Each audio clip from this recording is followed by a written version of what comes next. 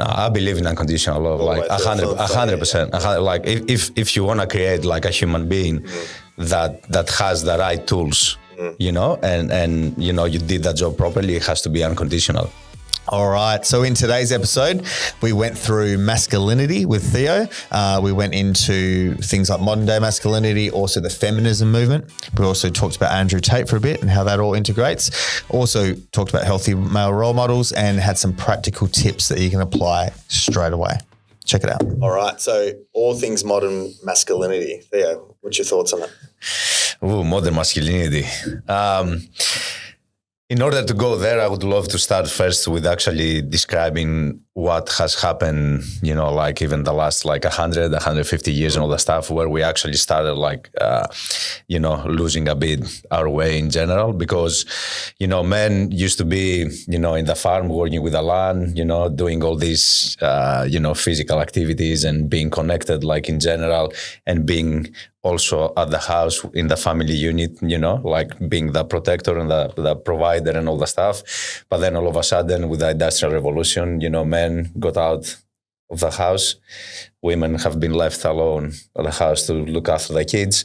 And then this whole new way of masculinity started, like through trying to make it, you know, make success through, you know, the you know, inside like the business and financial, you know, financial, yeah, and also the corporate environment and all the stuff. So, you know, like the family dynamics started to shift a lot.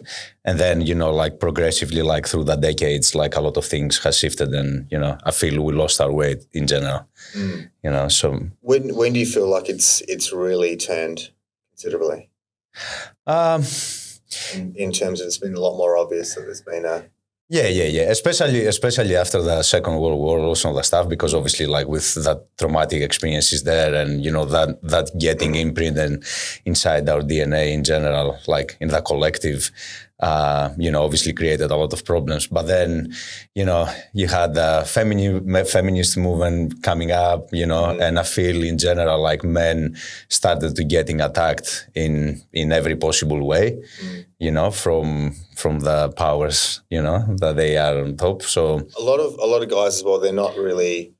A lot of people, I mean, think a lot of guys understand there is some clear attacks on masculinity in men. But what are some of those examples, do you think? Oh man, they're like the current ones, and where that's sort of creating, like, particularly, I feel it's something probably in the last, you know, five years has really ramped up. Yeah, considerably, and where those attacks have come, and what sort of. What's the end result of that in terms of how guys are, or how they're trying to push in guys to be? Of course. So it's a very complex like subject, but at the same time, like the only thing that you have to do is literally check how the levels of testosterone have plummeted the past, you know, like 40, 50 years. Literally below half of what we had, you know, and this is in such a short period of time. So that says a lot about like what has happened, and in general, why men are suffering, you know, even with depression and depressive states, apathy and all that stuff. So, you know, looking just the hormonal aspect, then you can start actually like magnifying things and trying to figure out like what has happened there. And you can see it from the nutrition and all the guidelines there, the things that have been put in our foods and all the stuff, like from xenoestrogens and all the chemicals, all of our products, you know, like, and basically we're getting attacked in every way. You know? From a societal way, from a chemical way, a physical way. Every way, literally. We cannot escape from nothing. So in terms of, obviously it's such a, and I think a lot of guys are aware of, it's such a big thing that needs to be addressed now, because we're at a pretty... bit of a tipping point with it, where masculinity is going and defining it in a healthy way. It's a big part of your life's passion, your work to go deeper into this. So tell us, you know, why you changed from what you were doing previously as a career and going into more helping men and women, but particularly going to predominantly with them. So the thing is, from my own experiences and, you know, and traumas and the things that I suffer, like even with my behaviors and all the stuff, like I feel also we are lacking, a big part is we are lacking like a healthy masculine role model, you know, even as a father figure in general. Like most people are, you know, are growing up in an environment that either you have an absent dad or an alcoholic dad or a violent dad, you know, or a dad that left and forgot you completely. So that creates like a big problem, like in general. So you don't have someone to guide you and show you how to be a man. So it starts basically from there.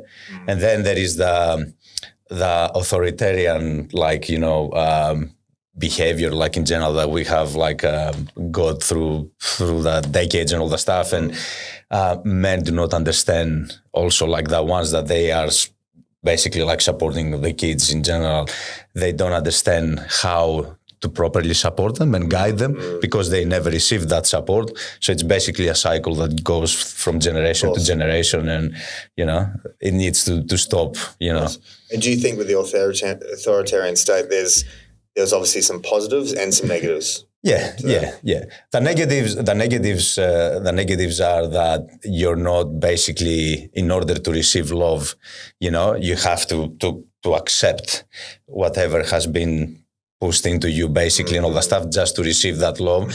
So that creates a massive problem for a child, because obviously you start losing yourself.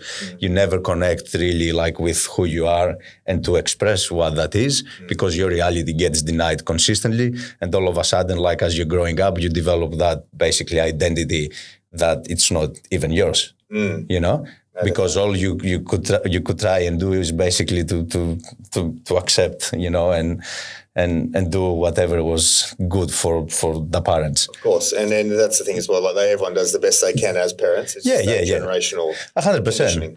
Because it goes from generation to generation, and there's no education. Things are shifting at the moment. But back then, our parents, our grandparents, and all the stuff they never had. Plus all that trauma from wars and everything else, depending also at which place. Like obviously you grew up in the culture. There's a cultural problem also. There's religion also at the same time. There's so many things that... Tell us about your culture. My culture. So basically, I want to share also about my dad and all that stuff, because I was fortunate enough to actually have a dad that gave me things that are missing, that I have seen even through my lifetime missing from a lot of other kids, growing up. So he was someone that he protected, he was great at that, protecting, both me and my brother and my mom. He was supporting and he was providing. But the problem with my dad is he never actually had the opportunity to develop himself. He never really connected with himself in ways, because he was the younger kid of 6. Yeah. And he was the younger one. Everybody was doing everything for him. So basically, he never actually got the opportunity to create for himself. So he lacked that. And because of that, basically me growing up, and I was the first child, he tried to basically impose his ideas and everything, and he tried in a way live through me. So I end up basically, because I was so connected with him, to accepting everything and losing through the years and all the stuff, actually the connection with myself, and what was true to me. So my reality was denied, and for me to receive love and to be accepted, I had to do what he thought was right. So what sort of path do you think that sent you on as a teenager in early 20s? It was an interesting one, because he gave me another good thing, because he was very resilient and all the stuff, and he really pushed me in all the good ways. So he taught me from a young age to challenge myself and really, push as much as I could, even with pain and all the stuff. So I had this in my personality, I would never quit. I was never a quitter, so I would really try hard to achieve, and even with sports and all that stuff. For example, I was always, working very hard. I would go and train even more than was requested and all that stuff. So that's very important. I feel also for young males in general, and it's lacking in our day society. Big time, yeah, and that's massively. Where I was going to go is almost in terms of sort of when we were brought up, we're about the same age. Yep. We both had probably tougher fathers that. Really developed us to be more resilient. And that's the thing I'm grateful for my father. 100%. Developing resilience, but then it's the emotional connection side is where things are lacking, and that presents in different ways. So, you're grateful for being very strong-minded, resilient, but then emotionally, then there's a whole heap of other issues that tend to pop up and become deficient, and that creates a different path and behaviours. Which sends you on that path, especially if you take responsibility for yourself, to really discover what has been lost through that process and actually heal all those different aspects and basically connect back with your truth in general. And I'm very grateful for that path. Absolutely. Because it led me in such amazing 100%, experiences and, Definitely, I feel I'm the exact same. And so with I guess bringing up kids these days, in terms of things a lot of blokes will say, they're too soft, parenting's too soft, it should be like how it used to be. What are your sort of thoughts of that? Again, it's a fine line between actually like being being hard and or being like too soft and all that stuff. But the reality is, what's missing at the moment is actually parents are not willing to understand their kids. So they're coming straight away from a place, I know better, you should do this and that. So they're not actually like allowing themselves to really understand each child and how to support them on growing, but at the same time guide them and teach them the right things, things that they will help them to go through life without like problems, So definitely like part of the father, for example, in that instance, in the family unit, it's so important like to have that strong presence and to put like the boundaries and all the stuff so the kids know exactly that energy, without though being authoritarian or trying to dominate and all the stuff.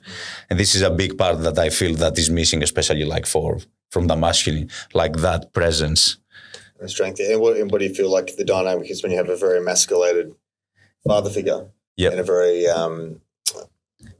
emasculated feminine side? How do you feel like that sort of with the mother? How do you feel like that sort of plays out? Yeah, so which I mean, every dynamic's different. There's different levels of 100%. But I mean, in terms of that dynamic, you're seeing a lot more. Yeah. So what do you reckon?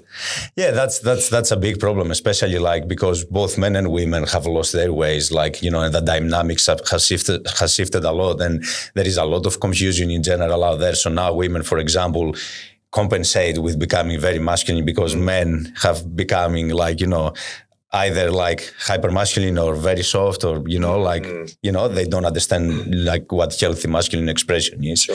So the thing is in the family unit, if both parents are like that and it creates like this very tense energy and competitiveness inside the house and all the stuff, obviously like this is, embedded inside the kids, and there's a lot of confusion because then it's not clear what the feminine role model is and what the masculine, Exactly. And do you reckon there's definitely a lot more behavioural learning problems? Issues, all these things with kids. You reckon a lot of, that's a multifactorial thing, obviously, from a whole bunch of factors. But do you think that plays a big role? Massive, and especially if the mother is not actually there to do that very difficult task and provide to the kid what it needs, because it's such a sacred relationship and connection between the mother and the kid that if a mother is not equipped or like connected enough to provide what's required to the kid, like it creates like massive problems. And talking about trauma, okay, trauma is a word that's thrown around all the time. So I think a lot of us as men and blokes, we all think trauma it's something like significant. It's just massively traumatizing.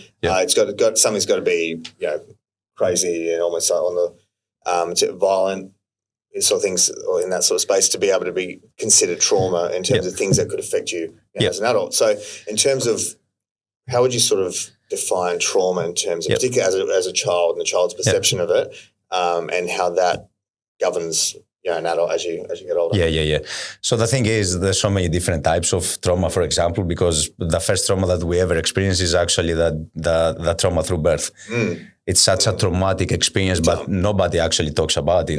And that's the thing. And a lot of human beings that are born in that like sterile environment, like so artificial and all the stuff, and a lot of obviously births are like very difficult and, even the pregnancy. So it starts from basically from scratch. Of course, That's a traumatic experience, like so many kids are born like, wrapped up in the umbilical cord. Of course. Imagine like the trauma like from that. But then like there's There's different like types even of memory, for example, because you have the explicit and the implicit, and the explicit one is developed way later on when the brain develops and all the stuff. So a kid that had a very traumatic birth does not remember, cannot recollect at all, so cannot even express what has happened there. But it's so imprinted because trauma, it's actually something physiological. It's not on the psyche and all the stuff. So it's a physiological response, and it's an imprint on the nervous system. So, at some point in life, it will definitely like show up, and put also like through growing up, like how many different experiences we have, because trauma can be anything. It can be something very severe, like an accident, going to war, it can be also like a breakup. It can be not receiving love from your mom and dad, not, having food in the plate when you need to, that you weren't being fed.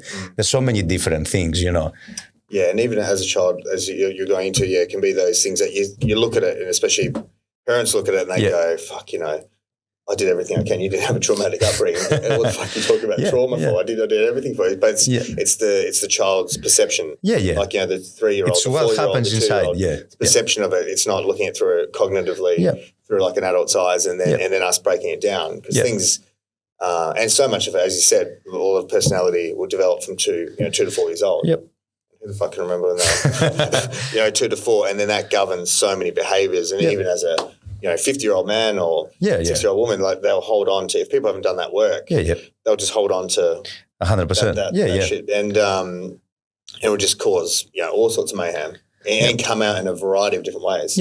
So in terms of like going a bit deeper into that, like inner child work, can you explain? So inner child work is? So inner child is basically, it's part of our psyche. So it's basically our childlike self that as we developed, it still stays inside. And it's such an integral part of our psyche.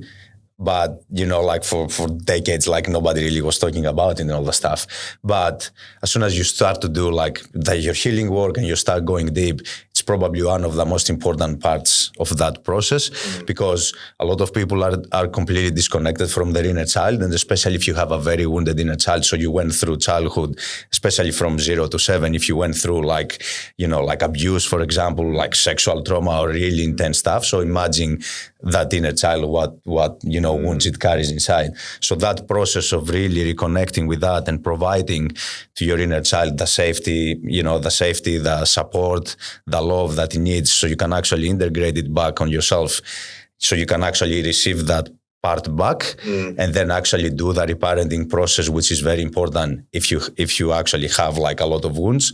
This is a very important aspect of working on yourself. How would someone, because a lot of people would hear that and they'd go, well, that sounds good, but how do I actually do it? Particularly how do I do it for myself? So explain that. Obviously, there's a lot of like coaches and therapists out there that you can really go there, and they specialize on inner child healing and all that stuff. But for example, for my personal experience also, there's a great way.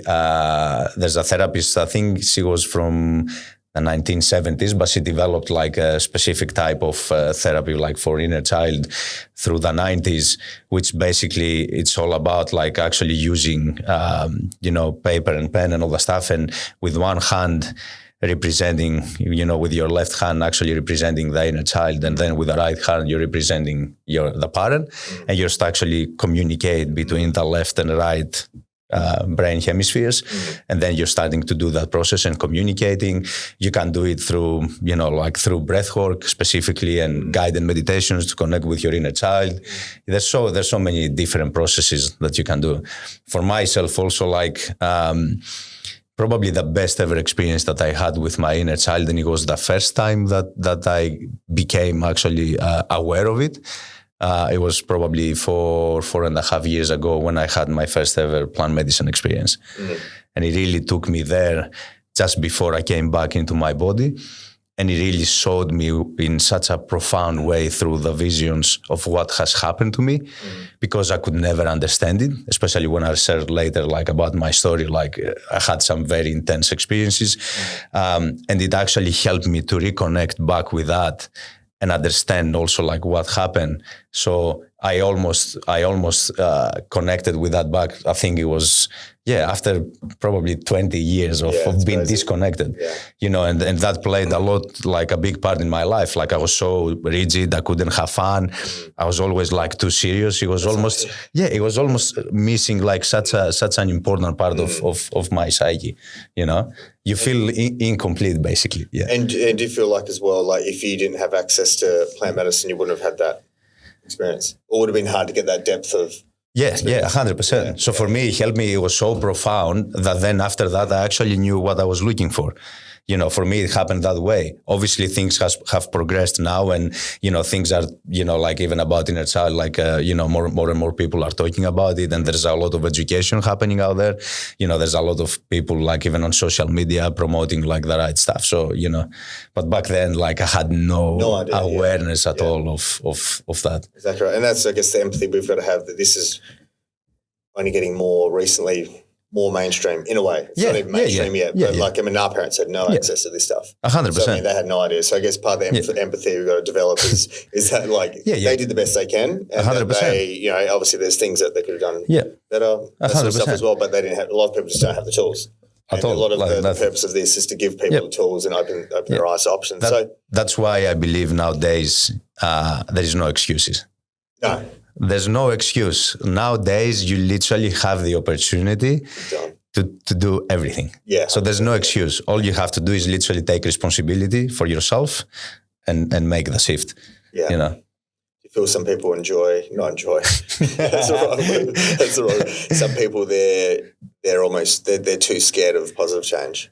Oh yeah. And they're aware of the shit that's going to come up, and they just go, fuck that. I'm gonna. There's a lot of fear. It's a lot of fear. There's a lot of fear, but at the same time, what happens because they have identified themselves with their pain, with their trauma and everything else, it feels like death if they lose that. So they're not willing to go there. Exactly right. Like it creates a massive problem, and that's the funny thing. Like as soon as you actually like take that first step, no matter what, your life will shift in ways that you have never thought is possible. And it's never, and that's the other thing, it's never like a nice, joyful transition. And that's what a lot of people, I think, some people probably will get ugly, so they don't want the smoke. And other people think, it's going to be this nice, growthful and transformation. But it's fucking dark and it's painful. And you'll go through one episode and you work through it. It'll be rough. You'll go through the other side, and then you go through the next one, and that's the journey. And the reality is, it'll open up to go there to that place and that depth. You got to go through some shit. You have to. You have to. That's the thing, and that's part of being alive. Also, part of actually living, being alive and being conscious and aware. It's literally that. There isn't such thing as good or bad or hard or easy and all the stuff. It just is. Like everything is part of your experience. As soon as you surrender to it and you actually understand it, everything shifts. Because most people, they are, especially here in Australia, the way people are, they grow up and they are like, as a culture, it is soft, man. Like, you've said it many times, people are so entitled. Very privileged and all the stuff. Like where I came from, like coming here when I was 29 years old, I couldn't believe in my eyes what I came across, and in so many different ways. I can't go into details, but there's massive difference. Like people are not getting challenged. They're not getting, they're not resilient. No. You would think that, in Australia with the opportunities that you have, even financially and in every way, you would think that you would have less depressions, you would have less of all those mental illnesses or, health issues. The easier it is. The more mental 100%. And everything is increased. And I was like, this is crazy. And the less happy people are. The easier life is, the less happy they are. 100%. 100%. Completely contradictory what you think. So with in terms of like with masculine and feminine energies, this is stuff that like I think women are a bit more familiar with than what blokes are. Blokes will think it's a bit of bullshit, but there's a lot of merit to it. So when you talk about like men and women will always have masculine and feminine traits. They all have, even the most masculine bloke will have some degree of feminine traits, but it'll just be in different ratios and etc. So how would you? What's a healthy masculine energies look like, and what's a healthy feminine energies look like. Yeah. I want to break it down as an energy, because it is energy essentially that we both have, both genders have it, and essentially like women should have more feminine and less masculine. And then men should have like more masculine and then less feminine. But the reality is you just have to connect with both, understand them, because they're both useful in your life. So the thing is with the masculine, the masculine, first of all, is all about being present, grounded, healthy boundaries, protecting, pursuing your goals, being connected with a purpose that is bigger than you. There's so many traits and things that we can say like about the masculine. That's a masculine expression. Yeah. So when that's out of balance, what does it look like? Obviously ungrounded, manipulative, hyper independent. Another big one, like with men also, they are very unsure of themselves, so they lack like confidence and all the stuff. So they're very unsure. They don't know who they are. They're seeking consistently, out there to become something out there. And would you say like a lot of blokes that you meet? This is a big thing I find. Like a lot of like people, or even men and women that are super overly nice, and they're very people pleasing. Where do you reckon a lot of that comes from? Do you reckon some of that can come from any wounding in there? Oh yeah. Everything stems from that.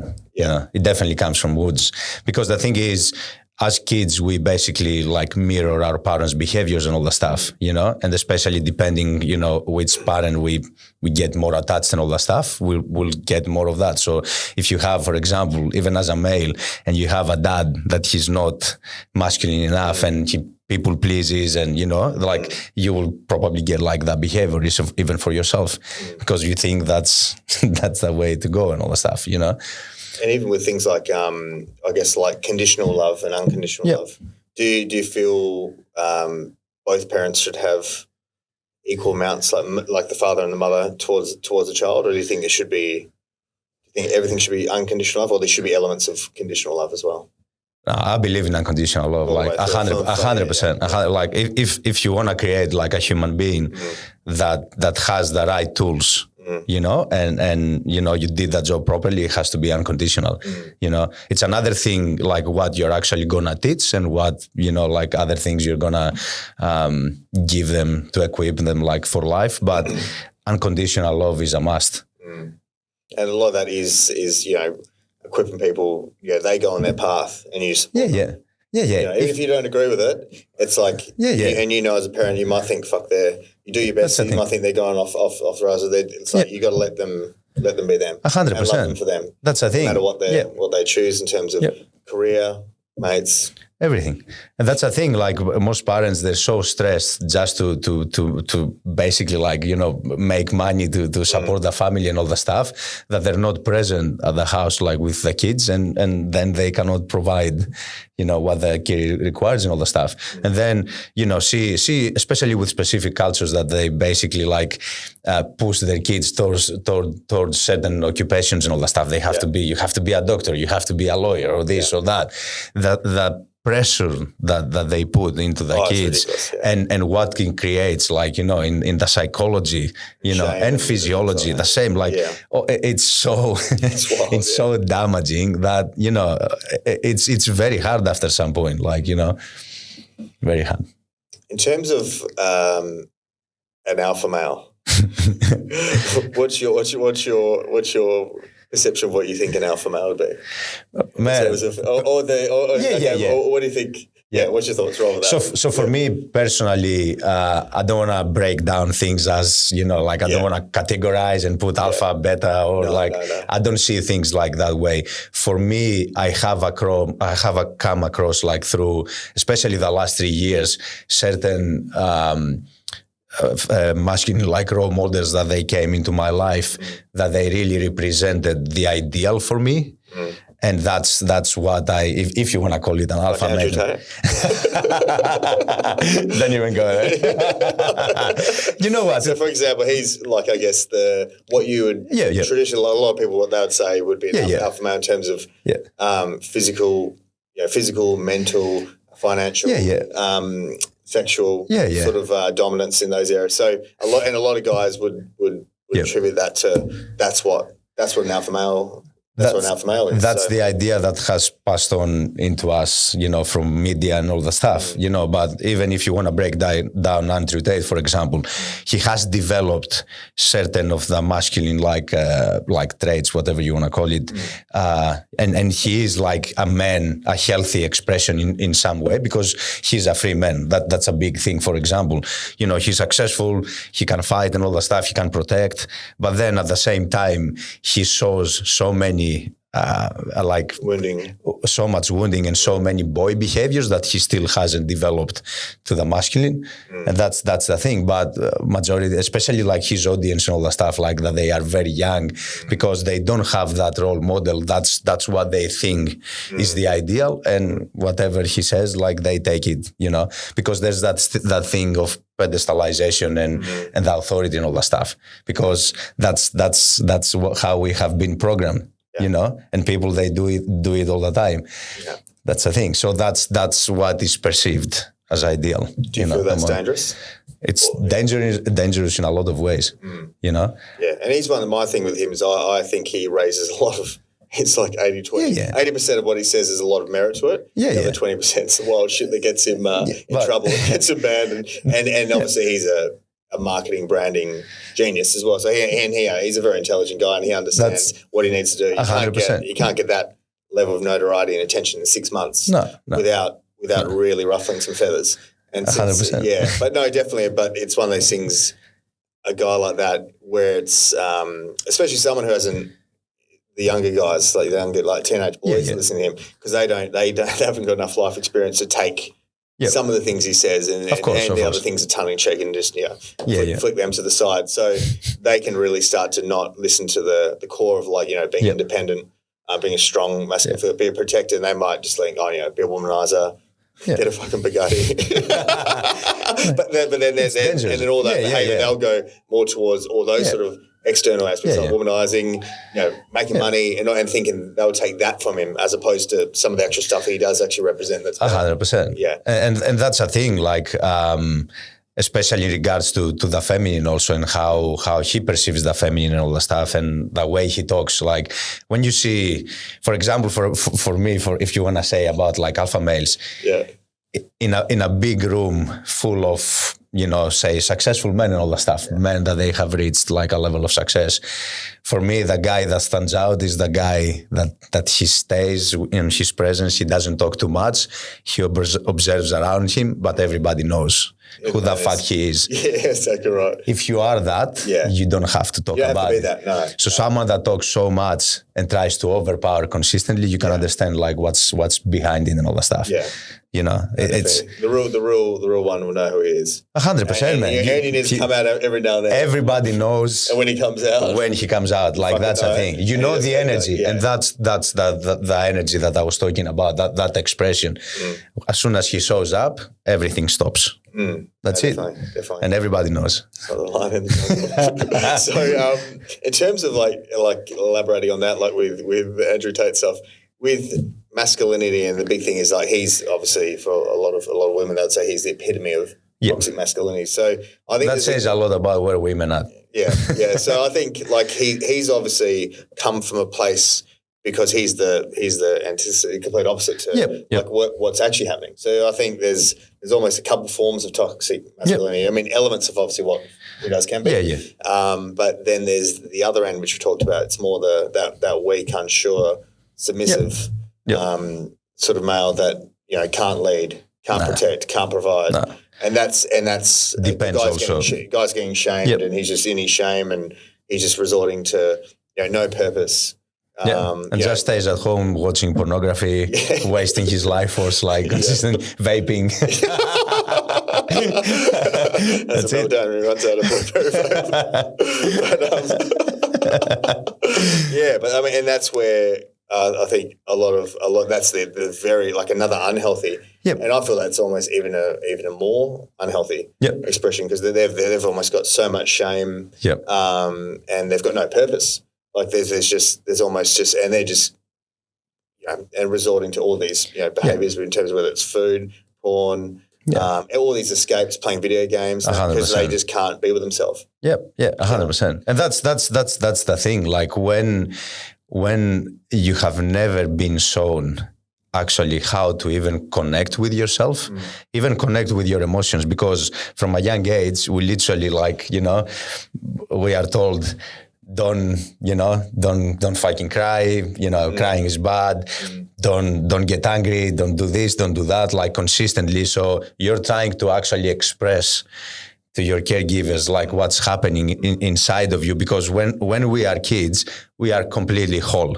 We are one, there's nothing missing. So we can connect with our emotions like that. We can express them straight away. And it's so easy for us.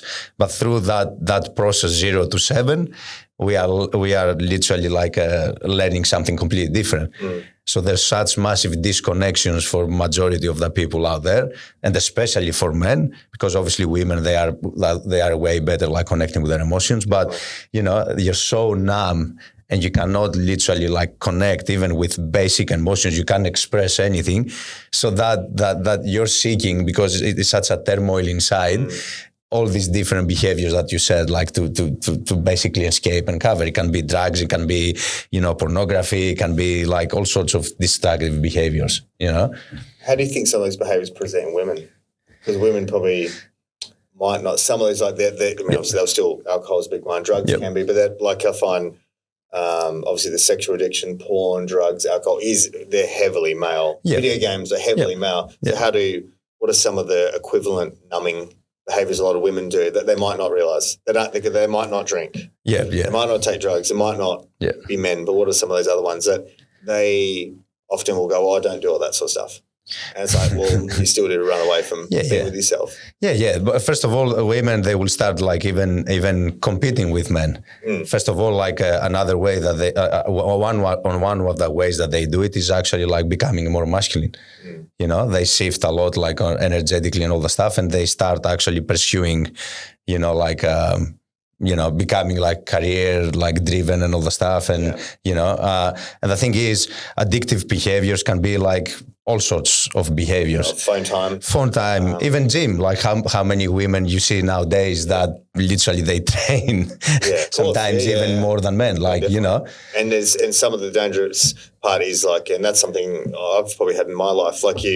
There's some positive traits, going hard in the fitness, hard in the career, and you think, no, these are positive, but they're actually, with some people, that's their escape. 100%. So it's actually, they're not, the obvious ones is obviously, engaging in drugs, alcohol, that sort of stuff, but a lot of people think, well, I'm just fucking being healthy. I'm just building a career. But and having that, I guess, the awareness of knowing, okay, how much of this is from a place of a healthy place and how much is it from a place compensating, of trauma. Trauma that you're just trying to run away. And if you weren't working or you weren't training and you had to be with yourself, it gets fucking ugly. That's the thing. And this is what happened during the last 2-3 years during the COVID situation. Literally, it was the first time ever, probably, in history, that people were trapped inside their houses and they had to sit with themselves. So even husbands and wives, they had to sit with themselves and actually realize, okay, do I even like this person? Am I meant to be there? Or even sit with their emotions. Divorce is the roof. That's the thing. So it was the first time that actually people were forced to stop doing all those behaviors and activities and escapism and stay literally with themselves. And it was... And you got to see a lot of people who were, I guess, work and in particular fitness. Fitness was their vehicle to escape. And you took that away from them and they fucking capitulate. And then then they got to go to another numbing agent, whether it's food, 100%. alcohol, whatever it is, and they'll just blow up. That's it. That's so it. it's they often, it's really, I guess, understanding, and that's hard for people who haven't got the awareness of where a lot of this stuff. But starting that first step of the journey to actually start fucking, putting in the work to actually then know yourself and where these behaviors and what's healthy and what's not, and even some of these other things that are, I guess, the toxic behaviours, like in small doses. Yeah. They're fine. Like they're fine. Either, some of the, like, if people are going out and getting sideways, whatever, there's levels with that. But, some of these things, like, I guess if every now and then someone does, but it's same thing. If it's controlling you, as opposed to you're controlling it, which most of the time those behaviours are always controlling someone. Yeah. As well. And it's not even about controlling the behavior. It's actually because we live in a society that everything moves like so fast and people go so fast every day. Majority of people, they still wake up in the morning. First thing that they do is have a cup of coffee. Numb straight away, supercharged. Supercharged, C4 sponsorship. Hook me up. Hook me up, baby. It was a lot of work. That's my number one. Yeah. But that's the thing. Like straight away, you're using an artificial form, basically, like of energy. You're jacking up your nervous system, And majority of people, they live like in a chronic state of even exhaustion and all the stuff. Yeah. And they don't have the ability to even slow down and actually reflect about anything in their lives. Reflection and contemplation is such an important aspect. So if you don't actually give yourself the time and the space, even once a week, even if you do it once a week and you sit down with yourself for a couple of hours and sit down and reflect on the things that you have in your life, your relationships, your behaviors, the substances that you are using and all the stuff, your physical body, like what your needs, your wants, like literally everything. But majority of people, they don't even do that at all. No, and just get caught in this. Yeah, they're caught in the rat race. No, I need to achieve, I need to succeed, I need to make money, I need to do this, I need to do that. But from what place it comes from? Definitely. That's a thing. And something a practice I've started about a month and a half ago, which has been fucking amazing, is because I've always the same thing. I've got a lot on my plate, always just fucking working, as you know. And I've started doing because I was always just fitness work, everything's just output, achieve. And then I on a particular morning every week now, I go for like an hour and a half walk. Yep. Because I find like 20 minutes, or if you're doing hard cardio, you don't get this, but going around the river for an hour and a half, listening to a intentional podcast. I've actually, every single Tuesday when I've done it, I've actually had a massive breakthrough, whether it's a life breakthrough, a business breakthrough, a massive perspective change. And that's stuff that when you're just grinding and pushing, you don't get it. Because you don't get to, and even if I went for a 20, 30 minute walk, I wouldn't get there. Like it takes that time for you to like just slow down a bit to sometimes. I mean, you got to slow down the speed up. 100%. And that's, I think when you think you're just a grinder and you're just working, you don't have that time to actually step back, evaluate, and then recalibrate and fucking go. 100%. And you just keep going and keep going. You get caught in this loop. Whereas the people who can actually be a bit more productive with actual energy and a bit more focus and have that time to pull back, they'll smoke you. Yeah. 100%. Because they got better, when you got better perspective, you'll be more accurate with what you're doing. And it's so important, I'm glad that you mentioned that, because it's so important to actually how you start your day. Majority of people straight on the phone, you know? And what happens, especially because the shift that happens in brain waves in the brain, as soon as you wake up, the brain is so impressionable. So what you choose to do straight away there is so important, because if you choose to actually read a book, meditate, do some breath work, do what you did, like having the podcast and go for a walk and all that stuff, your brain can actually absorb things like properly. You absorb the information. That's why you're getting also like the breakthroughs and shifts and all the stuff. And the same happens at night. So just that part, like just before you fall asleep, this is where the brain like switches, especially like and goes like to delta. So if you keep playing also like something there, like a podcast or an audiobook and all that stuff, it really stays in. Yeah, like that's the thing. But people start the day, as we said, like they will go straight away, chaotic completely, smash the coffee on the phone straight away. They don't connect with themselves and they set the pace for the whole day. And they're going to keep operating in the same level, because that's how you started. Exactly. You literally taught yourself that for the rest of the day, I'm going to fucking run around like crazy, be on the phone and all the stuff, and this is all I'm going to be doing, Yeah, and finish your night on the phone. Yeah, that's it. And it doesn't end well. That's the thing. It doesn't. With regard to sort of, I guess, shadow work or people's dark side. The dark side. So yeah, no, we've all worked with that, and that was a great exercise we went through when we started doing some work. So, Can you go into some depth of like what is, the shadow work, dark side, and how it sort of plays out? How to potentially integrate these things. So the shadow self basically, and doing shadow work is actually connecting with that part of yourself, which is basically the unconscious that runs on the background. And it basically contains all the things that you have disowned, suppressed, neglected, forgotten, or like things that you leave at the back, basically. That's why it's called in the shadow. They just stay there at the back, but they still affect you in so many different ways, but you just don't even know that. You don't realize that, So actually it's such an important part of the work of people have to do to go there and understand what that is, because it can be parts of yourself, it can be behaviors, it can be things that you like, experiences, that they were hard and you're trying to, push them at the back and all that stuff. It's so important to basically do that process of shedding light into the dark and integrate all those things back into your life, actually accept them first of all. That's where it changes completely, because there are parts of you, there isn't such thing that, things happen to you or parts of yourself that I'm just gonna forget them or erase them. It doesn't work like that. You will never feel whole. And there's always gonna be something that affects you in different ways and all the stuff. Of course. And so, when people I find we all have a shadow side, they try to separate it so far, and then they have their personality, which is one side, and it's just night and day to their actual shadow side.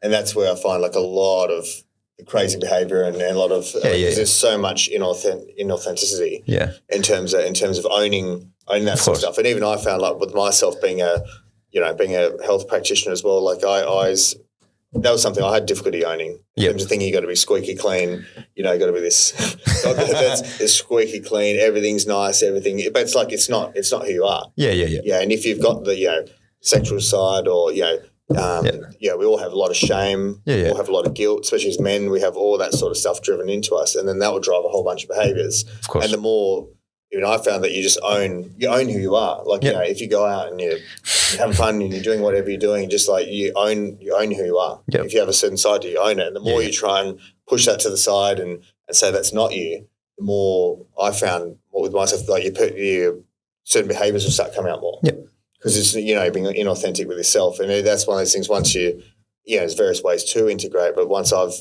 found with myself started integrating and owning that shadow side, I find a lot of those behaviors that might have been shameful, like the sex addiction, the drugs, the alcohol, all this sort of stuff that you push to the side, you don't actually engage in that as much. It's you engage in that stuff more when you're trying to be squeaky clean, because you're a bullshit inauthentic character. So being able to own things and integrate them, it's been a lot healthier with myself. 100%. Well. And there's so many examples that we can bring and all the stuff and I want actually to talk a bit about our own experiences. Let's focus a bit on that so people can really understand through our lived experiences. Because for me, even in regards to trauma and things that were affecting me, from things that I was keeping on the back, for example, that they were running on the background. To give you an example, I had such a horrific traumatic experience when I was 16 years old, and I had this car accident where my best friend at the time was driving his car, his dad's car. We didn't even have driver's licenses and all that stuff, and he was going with 140 kilometers. That's a Greek culture. That's Greek culture for you. No seatbelt. I wasn't wearing any seatbelt. There was no airbag in the car, and literally we crashed with 140 kilometers on a wall in the corner.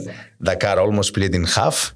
So imagine the force from the crash that my body absorbed, and I broke my femur in half. I bent it from my femur, smashed my face on the dashboard. My face was completely destroyed, and everybody thought I was so lucky to be alive. I was. I couldn't believe, even when I saw the car after how long, I couldn't believe it. It was crazy. But through that, and to give an example, for example, in regards to trauma, all that energy, all that force that my body absorbed, it literally stayed inside, my body and my nervous system. It never got expressed. So I had all this intense energy trapped inside me. And it was manifesting with all the crazy ways from, for example, for me, so much anger, like chaotic behavior, like my mind was all over the place. I was abusing stimulants, trying to actually like self-medicate, for example, like, so much coffee throughout the day and pre-workouts and all the stuff, sexual addiction, pornography, like there was so much energy. And because it was stuck on my as an imprint inside my nervous system, it never got expressed. And this is essentially what needs to happen for the healing process. That energy to complete its cycle, so it can actually move through the body and actually like heal from that experience.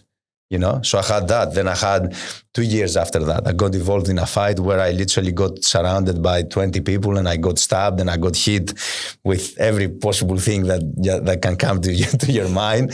And my friends left me, my friends betrayed me essentially and all the stuff that created a big mistrust of men, which is like, this is another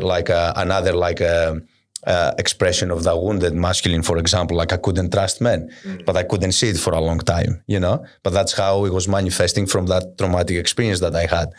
But imagine just those two experiences left such damage. Such a short period of time. And especially, it was such a crucial age that then like my journey changed completely, So this is what pushed me even to actually learn the things that I've learned, because I tried so many different ways to heal and understand what happened and all the stuff, had complex PTSD even from that experience.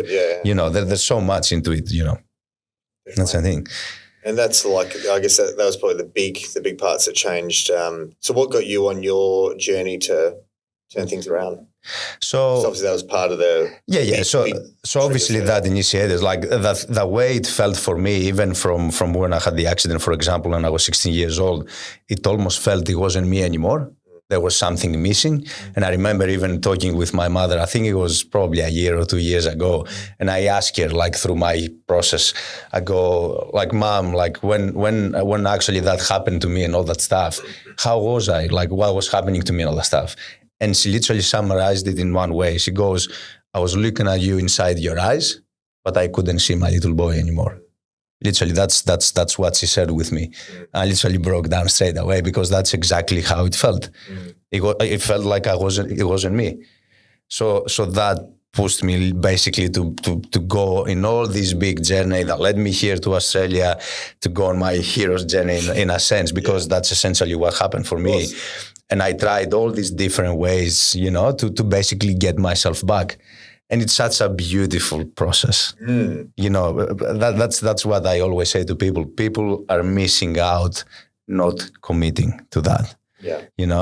That fear that prevents them from actually discovering themselves. They're missing the most beautiful thing, Yeah. And it just completely changes everything in your life.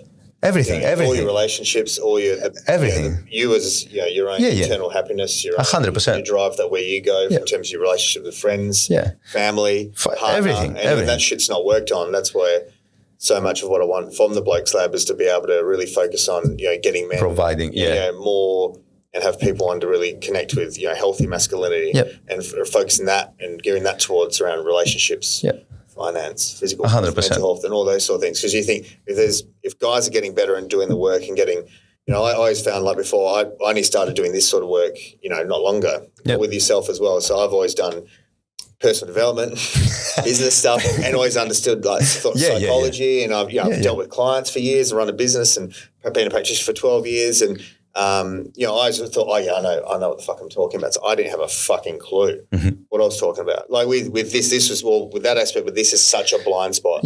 All this stuff we've been talking about and going deeper into that, because I found even with my journey, where I sort of get onto it is that I was hitting a point where I was just like, fuck, I know I'm getting smarter with business, I'm getting smarter with all these other things, but then some of these behaviors were just getting out of nowhere. They're just coming up, and it was almost like they might come up on a Saturday night, and then you just get you start drinking, it's just fucking crazy. And then before you know it, realize it, boom, you're back out and you're going, where the fuck did that come from? Yep. And then it's consistently coming. And then you go, fuck, you just know that there's something that's not right, that's unconscious, that's deeper, that's actually driving this stuff. Yeah, as well. And I think that's what started my journey is I was so self-aware with a lot of things, but I was like, there's something in her that's like taking over. Taking over, and it's compensating. And I found once we started doing some work, and I sort of had, I've really noticed it was like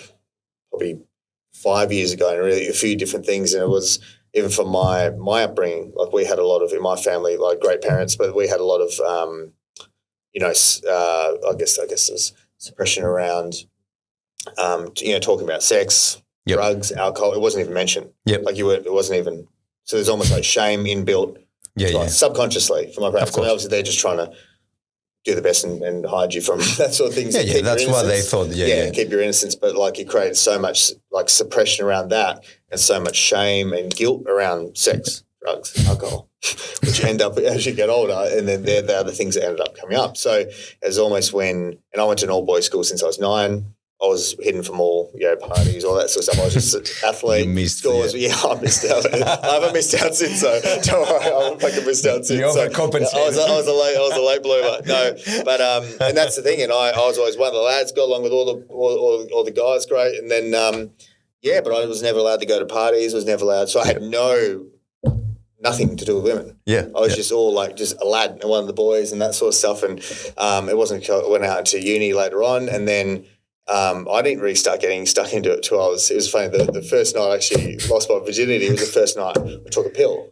What a great combo. So it was almost you like I had the integration of like the first time you took drugs was the first time you got laid. And then, so you reached an altered state of consciousness, and at the same time you experienced like that orgasmic and conditioning and pairing with the two things. So then it was like, okay, so substance abuse and women that they get paired, and then that was something that and as I hit completely unconscious when you're 20, then it just started going through the roof through there, and then it was just that world and the people I was hanging around with then, and it was just then it came in spades, and then from there you become so throughout your 20s. And one of the things sort of on reflection that as a kid I was shown love through achievement. So obviously I was good at sports, so that's where I got love. It wasn't from academics. I was shit ass academically, but like I got love through for being good at sport. So obviously that's what I'd always try, and that's more for your father's approval. So that's and that's something if people don't really get a hold of that drives you all the way 30s, all your life, 40s, 50s, that sort of stuff. So, but particularly once I hit my 20s, then it was almost like I got a lot of love from men, or early 20s, from being with women and partying. And I got all this love. So then it's like, then there's all these women and all this alcohol and drugs, and you're getting all these guys and all this positive, reinforcement. Reinforcement. And that just went through my whole 20s. And then by the time you realise that, you have a couple short-term relationships here and there.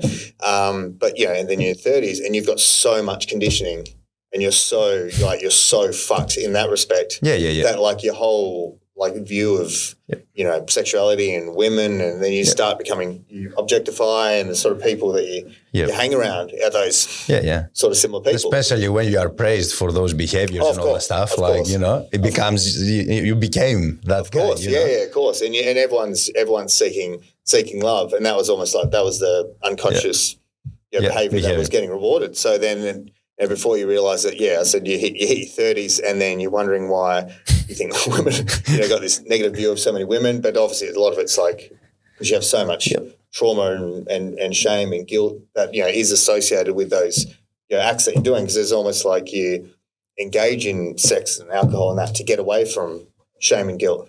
And then that creates more shame and guilt. Cycle. So it's just a cycle that was conditioned unconsciously, came from my youth.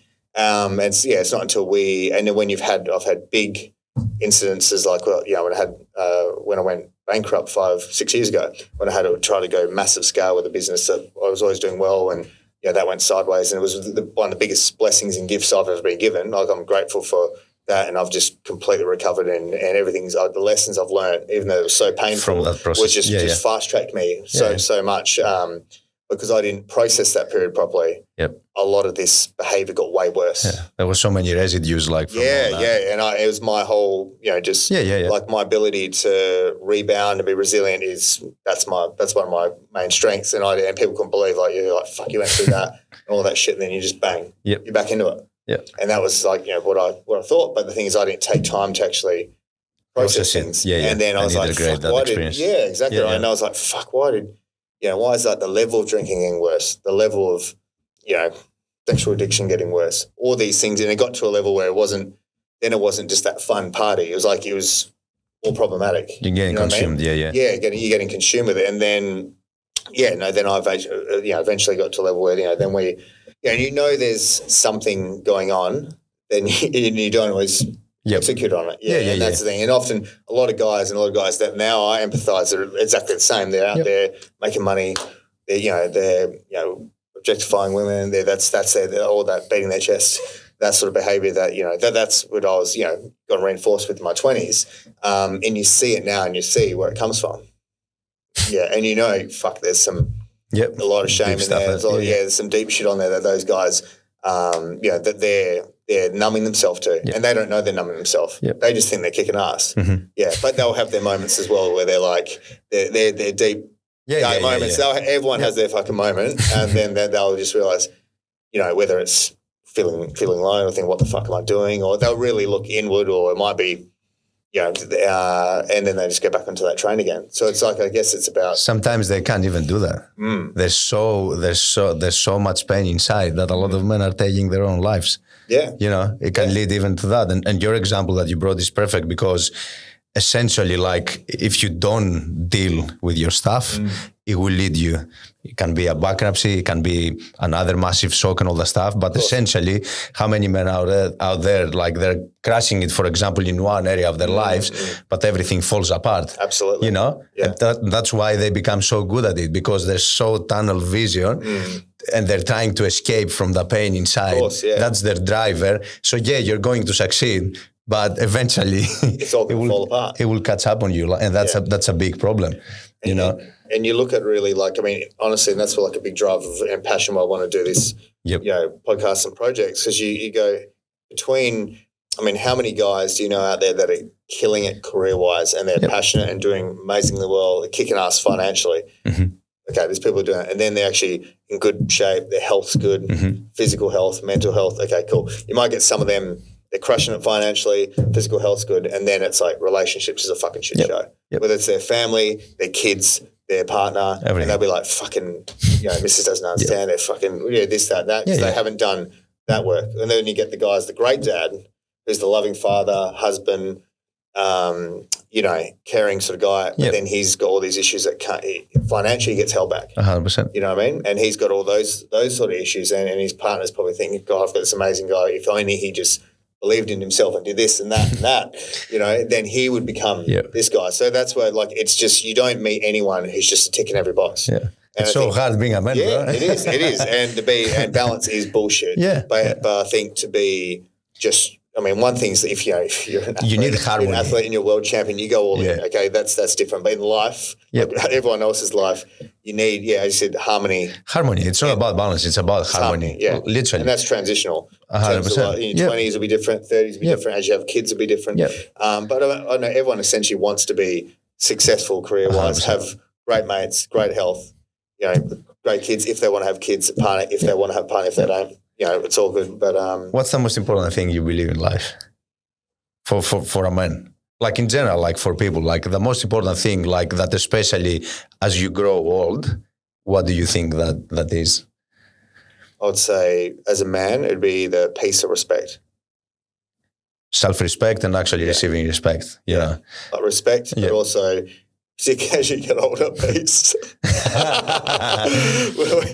when you're fucking defeated. When you've grown for those years. But so for men, having good harmony.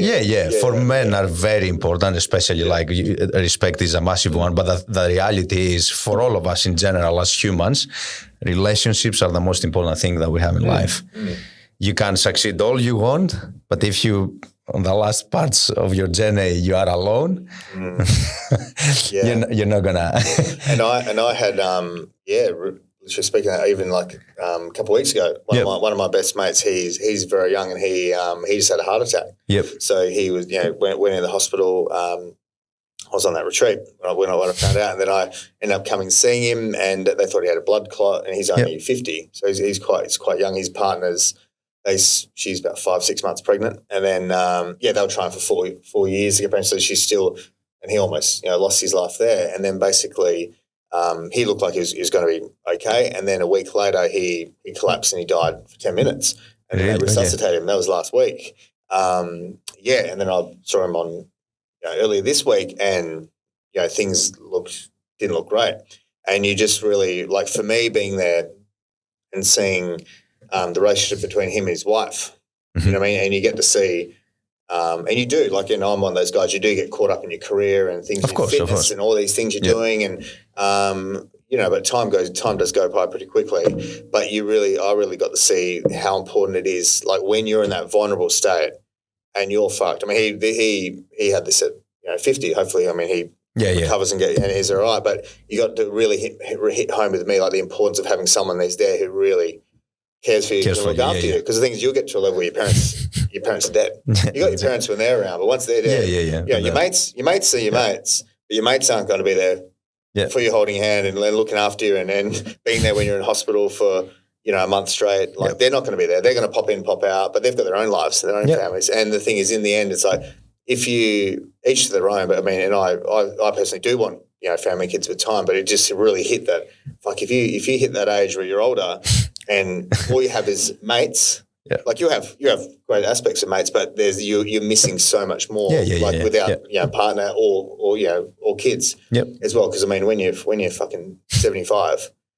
I mean, if you've got tens of millions, if you've got no one to be there with, how are you going to enjoy it? Like, that's a thing, you know. And by then, you're going to have so much, experience from life. Like you're 75, you've done almost everything by then. Course, like, how are you going to use the money? Like, you're going to do what? Like, that's a thing, and you can only do so many international trips. Like, and once you've done, you've done that. And I guess that's the thing. It's sort of. It was powerful there. I really saw it, and I was meant to see that. It was just to go, the importance of that, and and doing the work to get, attract that right person. And when you have the kids do the work to do proper, to lead properly. But it's so important.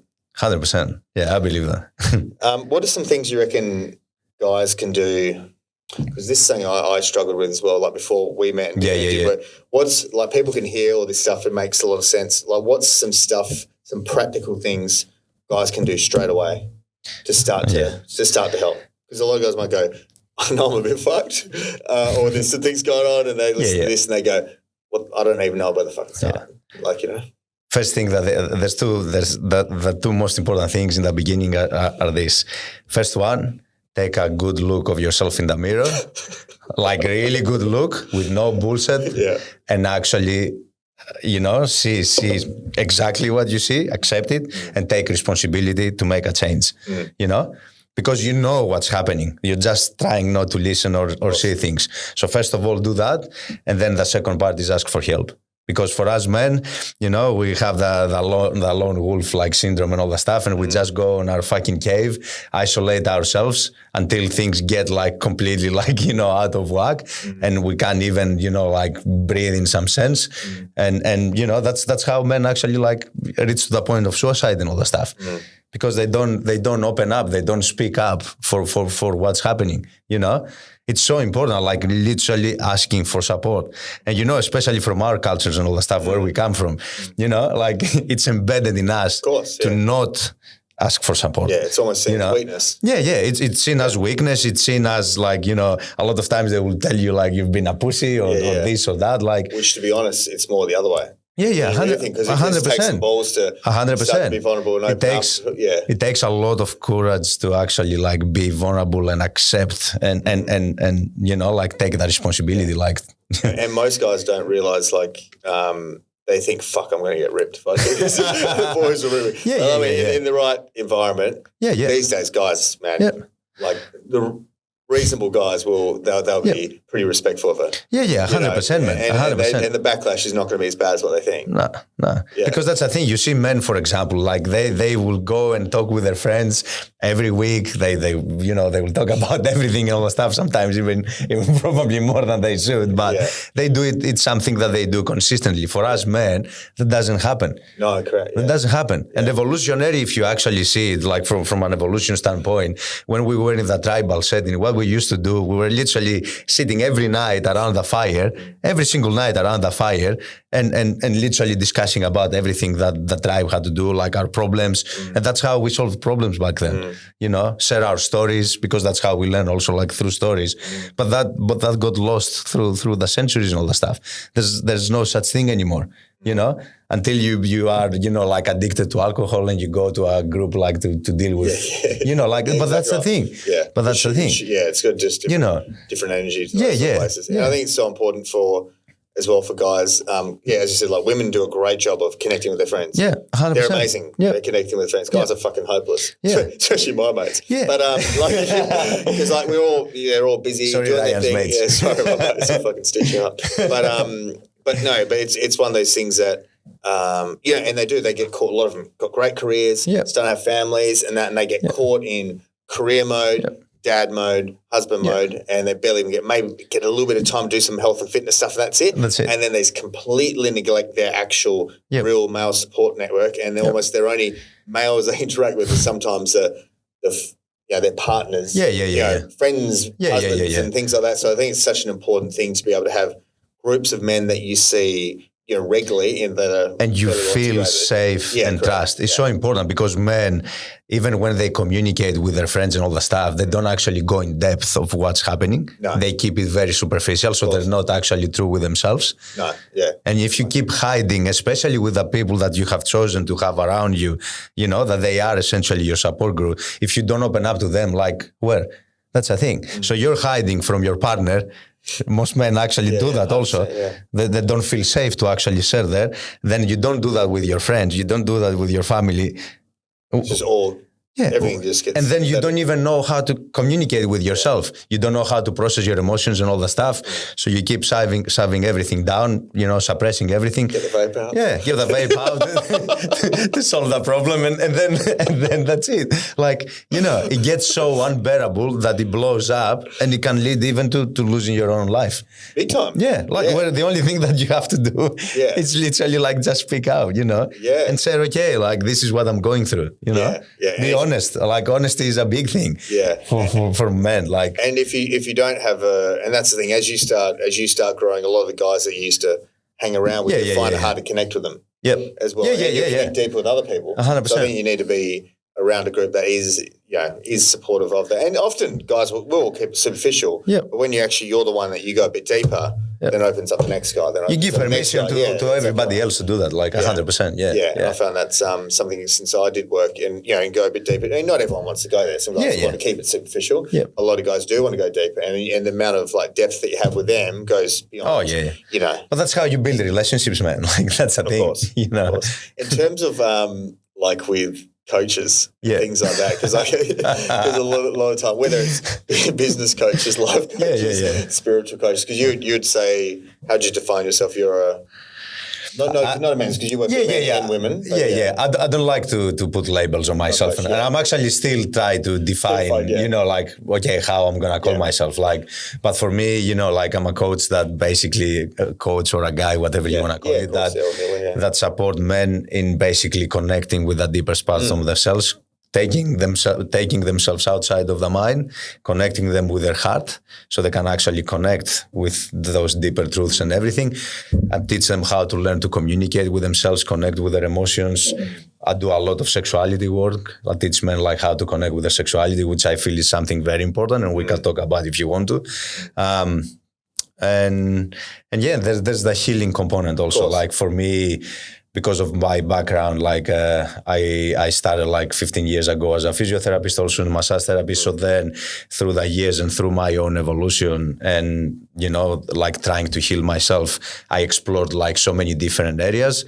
And yeah, that led me also like to unlock basically and connect with my healing powers. And sure. You know? And what I've found, it's almost like it's a pro and a con that you have, like with your sort of space that you're in, that there's no, like a lot of people will be like, oh, what degree does someone have? There's no fucking degree in it. There is no degree in it. It's a journey of... I'll make my own. That's a thing. That's Theo College. Yeah, Theo College, 24. Stay tuned. But but it's one of those things, it's not like, it's just, you know, as you said, your journey was a physiotherapist, then you go into other journeys. You're going into depth of understanding, like, physiology, anatomy, then spirituality, then 100%. Then you're learning through different teachers and plant medicine, you're going deep with your knowledge. So it's like a lot of it's taught from people who've got different different specializations that and not university specializations, but they're masters in a space of what they do. They master the craft. Master the craft, and then you start putting those pieces together, and you're working with people. You know, it's one of those things that you've developed so much on it, like you've put so much into your craft, and you're so good at what you do, and obviously you're still, you know, where you will be in the next. The way 100%. Your growth mindset with this works. The hard part I've always found is, even that you've provided so much value for myself, that most people they can say, okay, I'm in this space. So they can go, I do, you know, masculinity work, and I do child work, and all this stuff we've talked about, and go, I can help. Because some guys will listen to this and they'll go, fuck, all right, I want to do this stuff. Yeah. And then they go to the wrong person, which probably the majority of them is the wrong person as well. There's great ones. It's like with business coaches. I mean, I've fucking got stitched up by some business coaches, then I've had some great ones like as well. And then it's just, I guess, a matter of like finding the right person for you. What would be your advice for, because the thing is, when we've spoke about this in the past, when particularly business is one thing, but that's this is like people are opening up Pandora's box, and it's actually dangerous. Like you can actually go somewhere that they're not trained like properly, for example, or that they don't understand what they're doing, or they actually have not done the work properly for themselves, and they come from such a wounded place that they can either traumatize you or like create like such deep problems, you know. And the thing is, to simplify it a bit, what is very important when you're searching for a coach, a mentor, like a healer or something, is basically to find someone, first of all, that you resonate, that they have actually done the thing that you are looking for. Like actually, for example, if you're looking on healing from your inner child, for example, doing that work, someone that, they have studied inner child or something, but they're actually properly healed their own relationship with their inner child, and they have done that work properly. So they actually practice what they preach. Because if you hire someone and all these wounds show up on the process, this is where things go wrong, you know? That's a thing. So for example, for myself personally, like, I've done courses and all that stuff, and I do have like certifications or whatever. You know, I am trauma informed, for example, and I keep developing like my practices and everything, because I am seeking mastery, you know, in my style. I'm developing my own style. Personally, I don't compete with anyone. Of course, I don't, you know, yes, I will seek for guidance and I will seek for mentors so I can learn, but I am me. I'm developing myself, my own style, my own skills and all that stuff. And I'm so, my process is literally to try to figure out what that is for me. I'm not trying to become someone else. Like that's a big thing, you know, and unfortunately what you see out there, people is literally copying each other consistently and all that stuff, because they're not willing to really go there, you know? Exactly right. That's a thing. And with coaches, it's very important, man. Like practice what you preach. And if someone, they don't do that, you will pick it up like straight away. Like, you know. I hope so. And it's one of those things like, the same thing, like even like a business coach. You have a business coach who's never run a fucking business. Their business is, so many their business is their coaching business. All they've done is a fucking NLP course. And they learn how to, and a bit of marketing, stuff like that. And they actually haven't, it's the same thing. Like, if it's like, what have you done? Yeah. You haven't actually, your only business you've got is a coaching business. Yeah, 100%. So you actually haven't got a foundational business or businesses that you've actually built up and onboarded people and understand, recruiting, onboarding, all the aspects, like all the legalities, all sales, marketing, and all the depth. 100%. There's so much depth in that. And if someone hasn't been in that and they just know a little bit of like NLP and a bit of marketing stuff, like there's so much that they miss out on. Talking about, scaling and doing these things. It's like, but they just don't understand the processes involved to do that. So I guess the same why I use that, because that's definitely something I've been through, and then with this, it's the same principle. It's like, you have to have done that work yourself and been to there. They need to be so and being far. committed to that also. Yeah. Like actually being committed, because the process actually never stops. Yeah. You will do that for the rest of your life. Of course. Yeah, of course. But there's so many people out there, they say, I'm healed. I've finished that process. I'm a coach now. I'm an authority. Like I'm above you. I'm superior. Like, a lot of people show up in that way. Yeah. Which is very dangerous, man. Yeah. Very dangerous. And it's funny, even like with the ego and that you're talking about that, even when I've started my journey with it, and then I found like I made such great improvements, and then you have things might start to pull you back, and then you keep improving. And then, you think, fuck, I'm really on top of all this stuff. Yep. And then, once you start like, leveling up or scaling up to a whole nother level in business or life or other things, and then, some of that stuff can start coming to the surface again. Mm-hmm. And you talk about like, the ego and it getting tested and it's just continual work. Because as you go to those next levels, that stuff will just keep coming up, and that you never fucking healed. It's just ongoing. I mean, and definitely that first step is the most important to get there. But I mean, it's like health. It's just ongoing. You got to get to that level and just keep going deeper. I mean, how deep you want to go is up to you, but like having practices that, you keep going in there. So finally, why are spiritual people not good with time? I'm curious. They're beyond time, bro. Time doesn't exist.